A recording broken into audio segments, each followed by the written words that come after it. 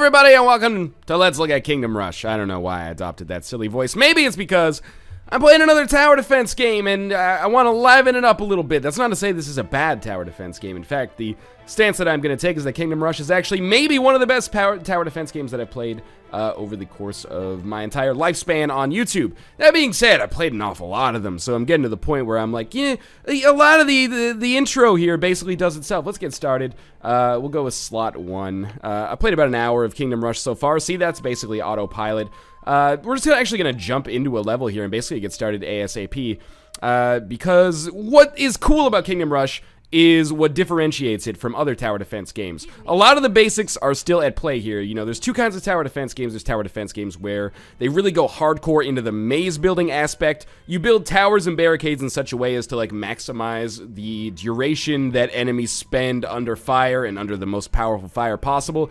And then there's other tower defense games, Plants vs. Zombies being, you know, a very well-known example of games where the maze is basically set for you. And that's what we've got here.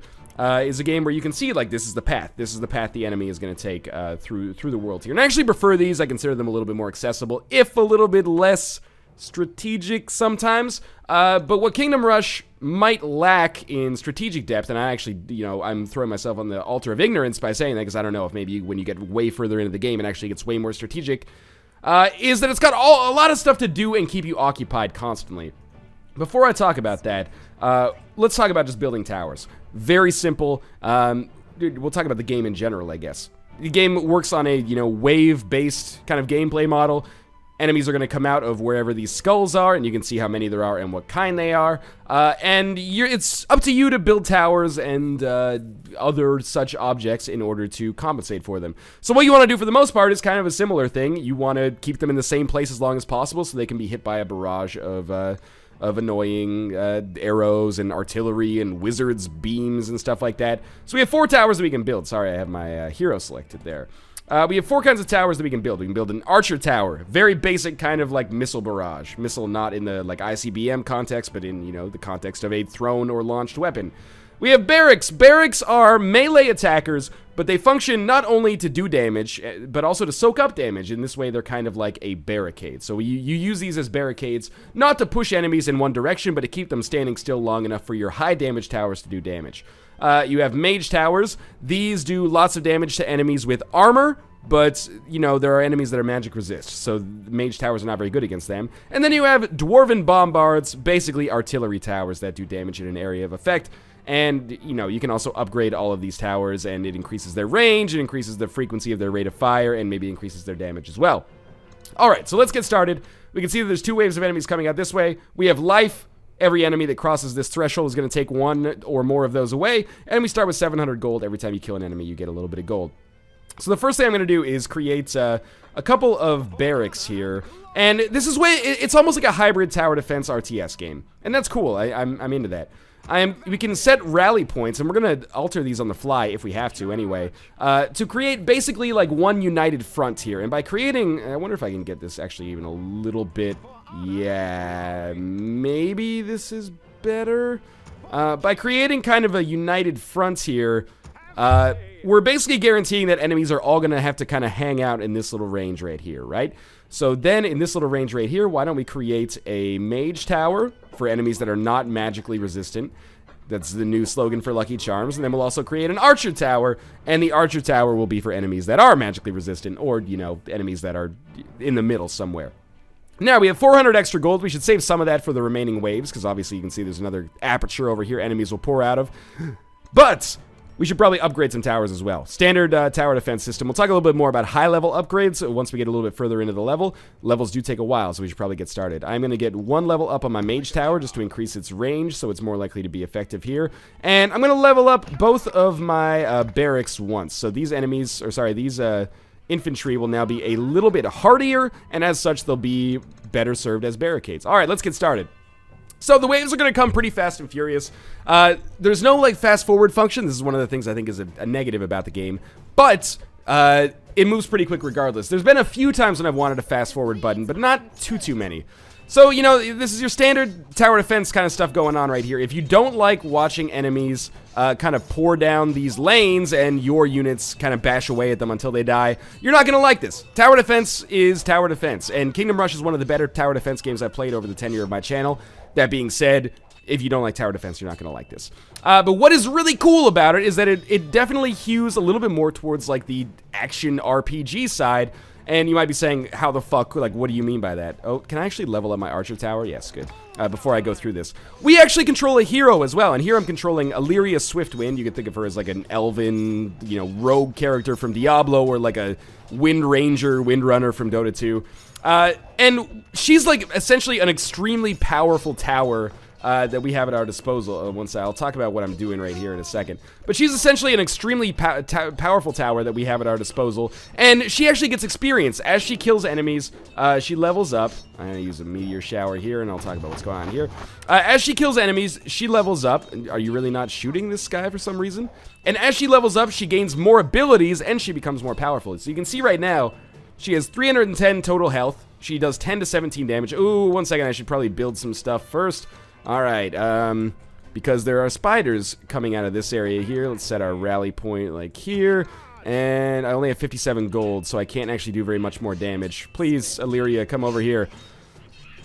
So it adds this whole element of, like, it's not super RTS-y, but you're constantly, like, paying attention to... Ooh, my god, this is really bad. You're constantly paying attention to a number of factors and things that are going on in order to give you a chance to... the best chance, I should say, to beat the game. Like, right now, I've got to pay attention... Oh, my god, my reinforcements already died. Whatever. We lost 2 life already.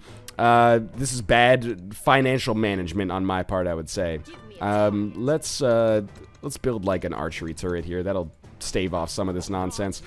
So that's one of the things you have to manage is your hero. This is really cool, and as your hero levels up, they hit maximum level 10, they gain new abilities. We have a pet that will respawn, I think, at some point, because it died. Oh, no, there it is right there. And we'll also gain, like, multi-shot, and we don't really choose when to use these abilities, but they do make us stronger, and we actually just get stronger based on our raw damage stat gets higher anyway. Now, the other thing is there's almost these spells that we're going to be casting. Man, I am not gaining gold as quickly as I would like to. We have these spells that we can be casting. Right now, I only have 2 of them. I have Meteor Shower is what I'm going to call it anyway, and Reinforcements. Reinforcements, okay, we'll talk about that in a second. Reinforcements, I just put down there. Every 10 seconds, we have the opportunity to summon some kind of shitty reinforcements. You might say, you know, why is that useful at all? Well, the reason it's actually useful is because you can use them as makeshift barricades, and also they can shore up your melee defenses a little bit. But mostly, it's like if an enemy's going to break away to the end, you can use those makeshift defenses to slow them down, and maybe one of your high damage towers or your hero can actually stop them from getting through to the exit. Pretty important, unsurprisingly. The other one, Meteor Shower, it's like once every 40 seconds or something like that. It's extremely powerful area of effect attack, basically. I haven't upgraded it very much. In fact, one of the caveats I should point out here is that I have a lot of unspent upgrade points. We can level up our abilities, both like level up the value of our towers, but also the value of our spells in between missions. But I haven't done that for a while because I want to show off that you can do it once we actually finish this level.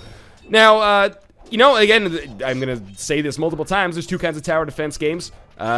This is the kind of tower defense game where missions take maybe 15 to 30 minutes every time you play them. And that's not a bad thing, necessarily. But I do kind of hew my interests towards tower defense games that move a little bit quicker.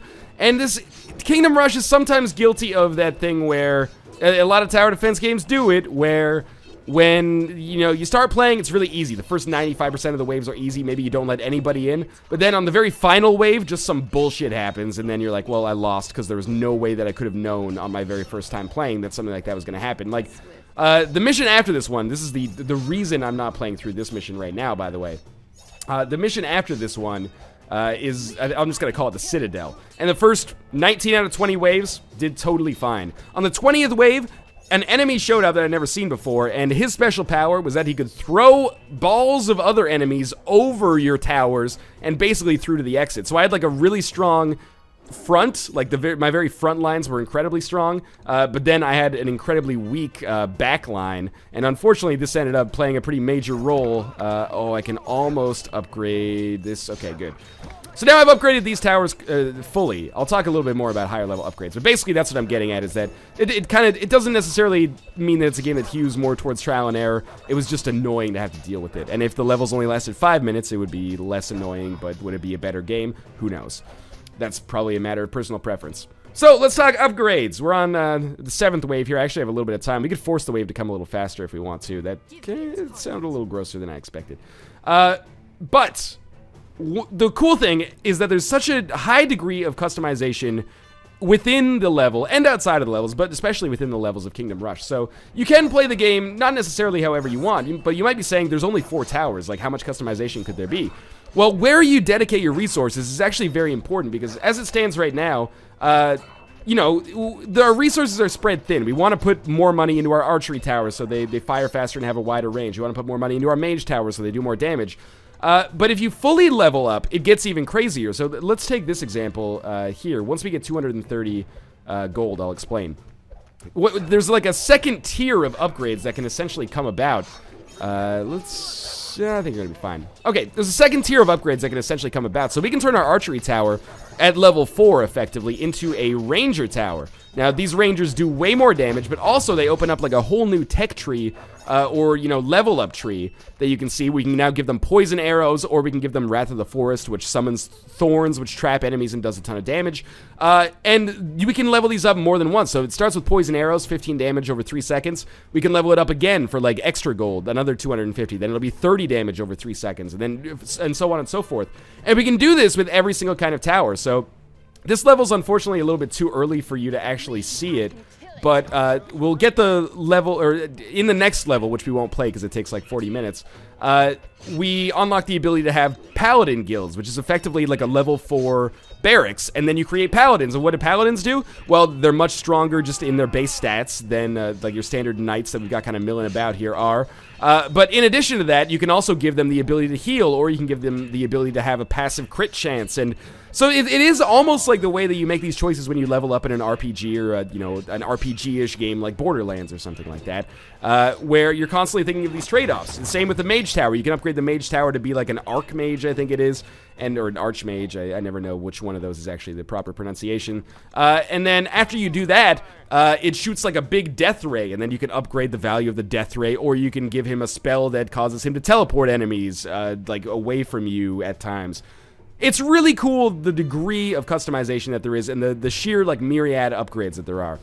Additionally, like, if that weren't enough, there's also things like this. Like, some levels will have like a Sylvan Elves Guild or some kind of guild, and what you can basically do is repair it, and if you repair it, then you can hire mercenaries from it that are different and much stronger than the reinforcements, but probably weaker than the actual hero. So it's really neat, and this kind of focus on customization and playing the game the way you want to play it also carries on through the like outside of the level modes as well. So, you know, you get to choose where you get upgrade tokens at the end of every mission based on the number of stars that you get, I think, and the stars are based on your performance in the level. And then you choose, you know, do I want to upgrade the overall strength of, you know, some of my towers? Maybe I'm not using artillery towers now because they're pretty weak. Maybe I want to level those up many, many times, and then I'll be able to use them. Or maybe I want to improve the damage of my meteor spell, or the health and burliness of my reinforcements that I'm using all the time.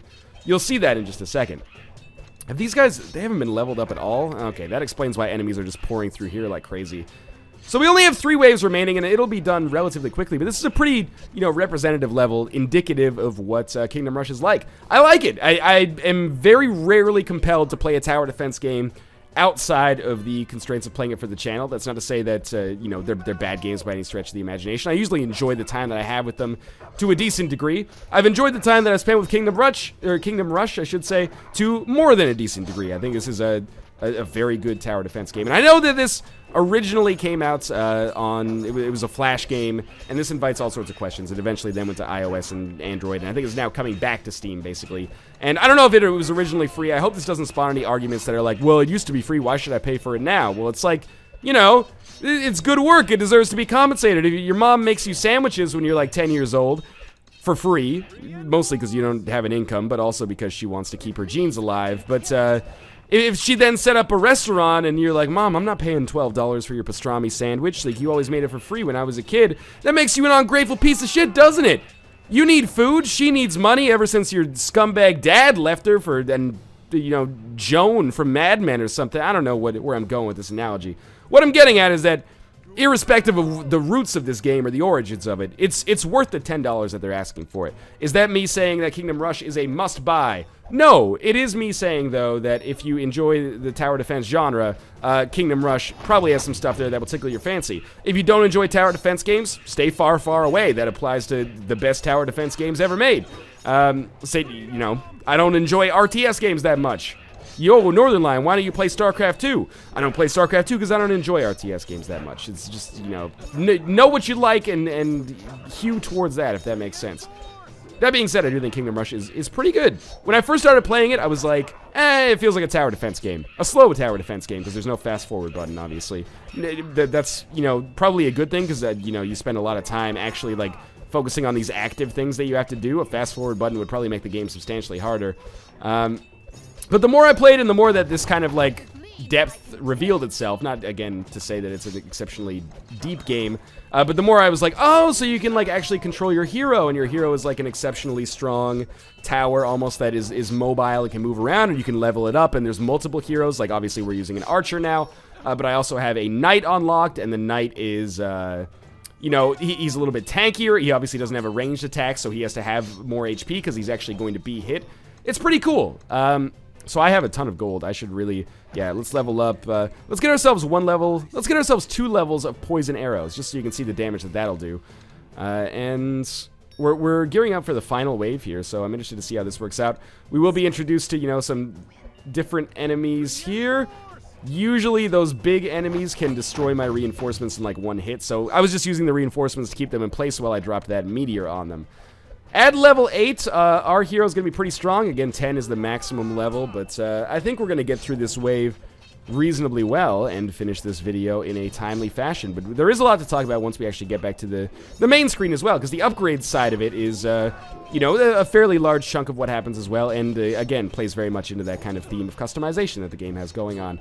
So I'm almost letting some of the units get through to the end just so you can see how poison damage erodes them super quickly. I guess there was no need to upgrade this guy to the Rangers Guild, but whatever, shit happens, so we'll kill you. By the way, I should point out, not all enemies are... Oh, poison damage is just going to kill them just before they can get to the end. That is great news. Oh, that guy made it through. Should point out that not all enemies are created equal with respect to the damage that they do to you. Those big enemies, if they get to the end, I believe they take off 3 life as opposed to merely 1. So there's victory. Yeah, we only got 2 stars because I let enemies through, basically. I've gotten 2 or 3 on all of the levels that we've done. So in terms of length of the game, I have no formal idea, but you know, I put in about an hour and a half, and 14 out of 95 stars. That's doing 1 level twice, and you know, as you can see, the level is about 20 minutes long. I'm not gonna say every level is 20 minutes long, but what I will say is that 95 stars, that's what, like 31 2/3 levels. I don't know. There's 3 stars maximum per level, as far as I know. Let's just say we're somewhere between 20 and 35 levels of at least 10 minutes each. So you're looking at, you know, at least a 6 to 10 hour game, maybe more, because some of these levels have come in the vicinity of like a half hour. So keep that in mind. With respect to heroes, there's a few heroes I haven't unlocked, and there's a hero that I have unlocked here in Gerald Lightseeker. And they play differently, which is neat, but there's no time. There is time, like I could make this an hour-long video if I wanted to, but, you know, much of the game is still that core tower defense, sit around and wait style gameplay, which I don't necessarily feel like it needs to be shown off anymore, just to show off this one thing. Anyway, what's also cool is apparently there is more content coming soon in The Curse of Castle Blackburn, and also you can see in the hero room here, there's other characters listed as coming soon. I guess this is on early access, although it's extremely polished, one of the more polished early access games out there for sure. Now, when it comes to upgrades, here's the upgrade tree that you can see. So we can upgrade... let's take a quick example. By the way, these cost differential amounts. The higher they go, the more expensive they are, obviously. So, from our arrow tower, I've already gotten... if you sell them, you get back 90% of the value. That's pretty good. You can basically afford to you know, place them down as necessary and then sell them and not feel too bad about it. And then increased marksman attack range was very useful. And what is this one? Piercing shots ignore a portion of the enemy's physical armor. That seems pretty useful. What about for my barracks? Increases rally point range and reduces soldier training time, so when they die, they come back faster. That seems really useful. I'm going to get that. Mage Tower, what's next? Increases wizard's attack damage. Pretty self-explanatory, pretty good as well. Artillery Oh, it's this one. Increases artillery attack range. That's really useful. Attack range is very important in this game, in my experience.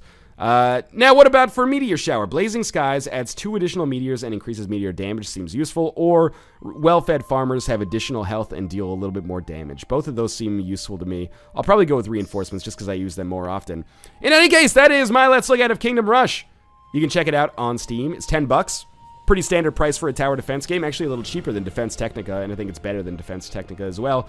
Not to necessarily knock that game, or unnecessarily knock that game. If you like tower defense games, check it out. If you don't check it out, but I think Kingdom Rush is pretty good. I've had a good time with it so far. Probably won't play too much more of it off camera, so take that as you will. But for tower defense gurus out there, people that are big fans of the genre and have not played this yet, now might be a good opportunity to do so. It's good in all the right places. As always, thanks for watching. There will be a link in the video description to pick up Kingdom Rush on Steam if you're interested.